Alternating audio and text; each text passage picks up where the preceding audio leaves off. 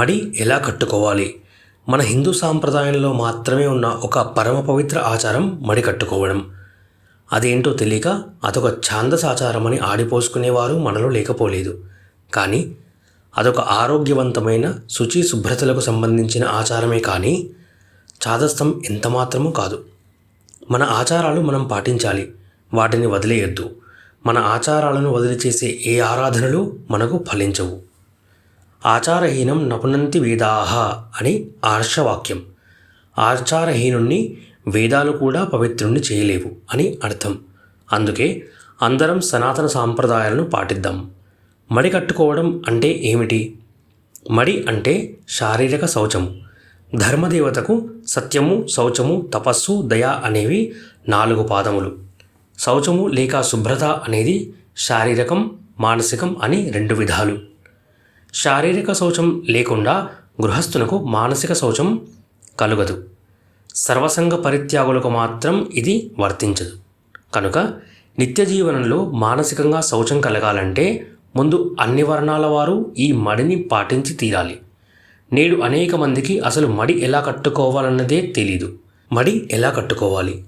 రేపు మడికి కట్టుకోవాలనుకున్న పంచ లేక చీరలను ఈరోజు ఉదయం పూటే ఆరవేయాలి, లేదా ఏ రోజుకు ఆ రోజు ఆరేస్తే ఉత్తమం. ఉతికి జాడించి తర్వాత స్నానం చేసి తడిబట్టతో బావి లేక మంచినీటితో మళ్ళీ తడిపి పిండి దండెం మీద ఇంటిలో కానీ ఆరు బయట కానీ ఎవరూ తాకకుండా ఆరవేయాలి.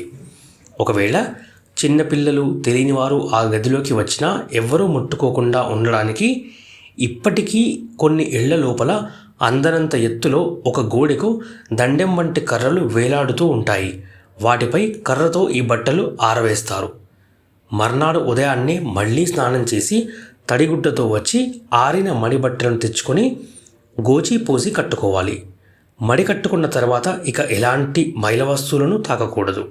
తాకితే మళ్ళీ స్నానం చేసి మళ్ళీ వేరే మడిబట్ట కట్టుకొని వంట లేక పూజ చేయాలి.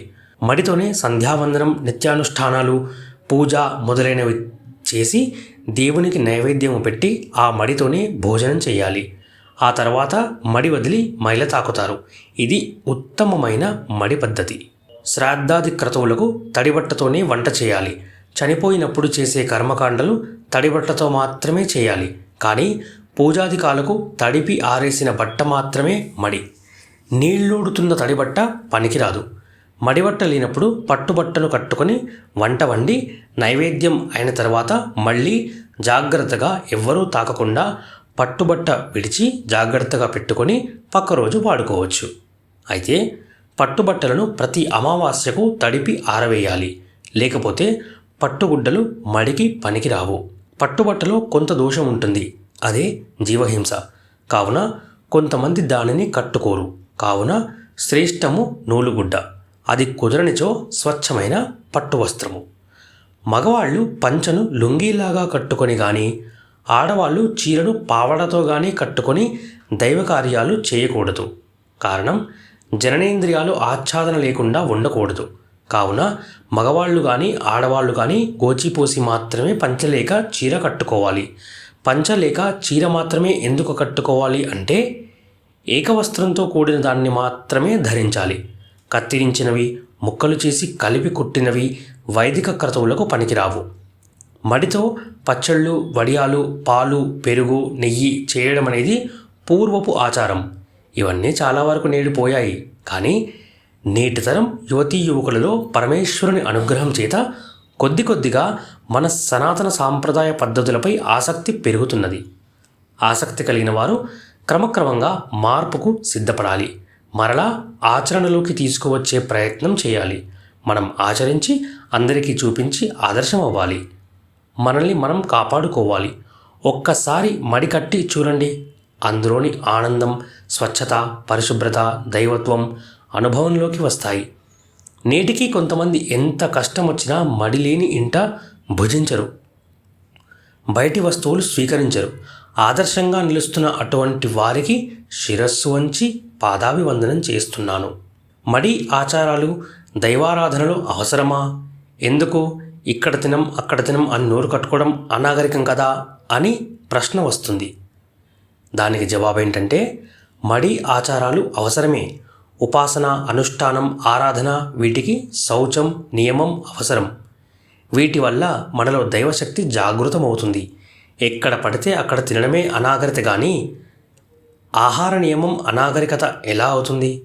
శుచిగా ఉండడం అనేది విజ్ఞాన శాస్త్రపరంగా కూడా గొప్ప విషయమే కదా.